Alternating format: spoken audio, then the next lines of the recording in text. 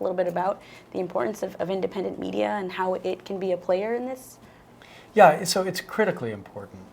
If you look at the arc of influence that happened around the Occupy Wall Street movement, there was a period of pulling together recognition of what was happening and its significance that was supported only by basically independent media, things like Free Speech TV, entities that were interested in listening for a different heartbeat of social activity and amplifying it. I think that one of the things that is so debilitating in public discourse right now is that the commercial pressures on both the MSNBCs and the Fox Newses of the world drive them to be extremely predictable and polarizing because it's a very effective way to drive attention and excitement to their base. And so having channels where this pressure is not as strong or is differently tilted becomes critical to begin to imagine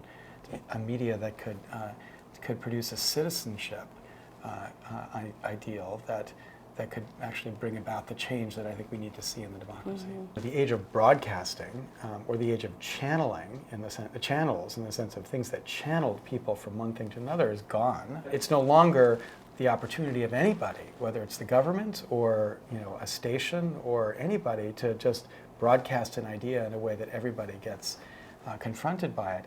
I don't think we have any clue about how to produce the right kind of discourse in the non-broadcasting, non-channelizing media world. So I think we're going to have a period of media reform, which is first about figuring out what the architecture of this looks like, and then where to intervene to produce improvements in what's actually being produced. One of the ideas that's always been fundamental in my thinking about media is liberating more resources for ordinary consumers or ordinary citizens to be able to use and build upon.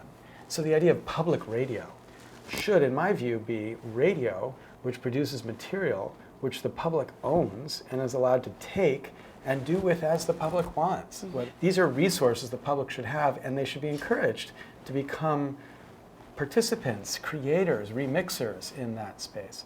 And I think that dimension of media reform is often just lost